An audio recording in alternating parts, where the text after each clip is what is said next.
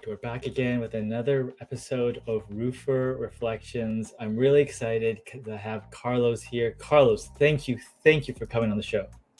Oh, I'm happy to be on the show. I appreciate the opportunity. And you're telling me a bit about your family history, which is interesting.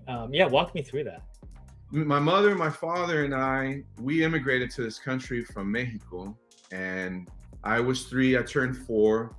My father's second job, like a few months after we immigrated here, was in roofing, and he loved it.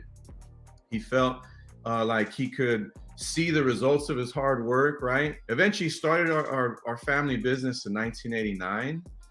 And I was 15, I was a freshman in high school. And because of his limitations with the language, I would have to help one way or another. So, pull me along to translate for him and stuff. But in the summers, they'd make me go out and work with the tear-off crews. My parents would say, if you don't go to school, you're gonna do this every day. And I sort of thought like that was I interpreted that as a bad thing. But now as a grown man that, this is what I do. I've been in charge of our family business now for 25 years.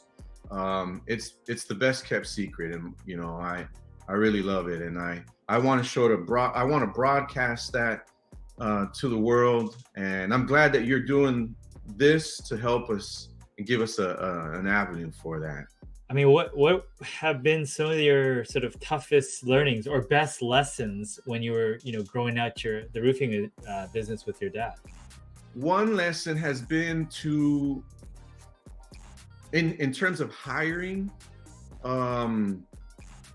the 3 qualities that I'm looking for are a strong work ethic, good sentiment, so like a good heart, and a desire to learn. So I think that's one lesson. And then the other thing I would probably, one of the lessons that I've learned is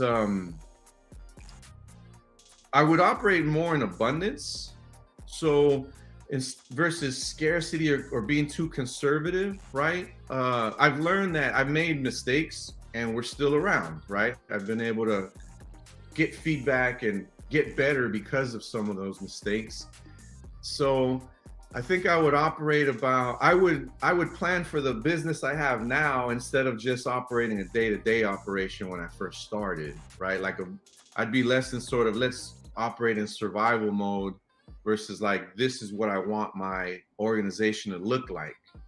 So if I had it to do over again, I'd do that. But I was really young. I was like 23, 24. So, the lessons came as I was trying to get better. If someone came to you and asked you, right, they're considering the roofing industry as a career, what sort of advice or things have you told people?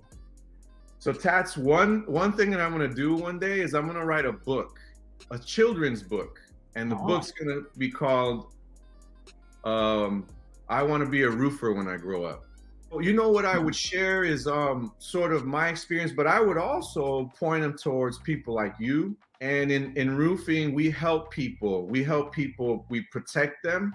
So literally in my business now with roofing and solar, we help protect their property and we help power their property, right? We help them stay healthy that are inside their property. We help them protect most people's biggest investment, which is their property. Our mission statement, real simplified, is to take care of each other and take care of our clients. And so that's how we're looking to help someone always.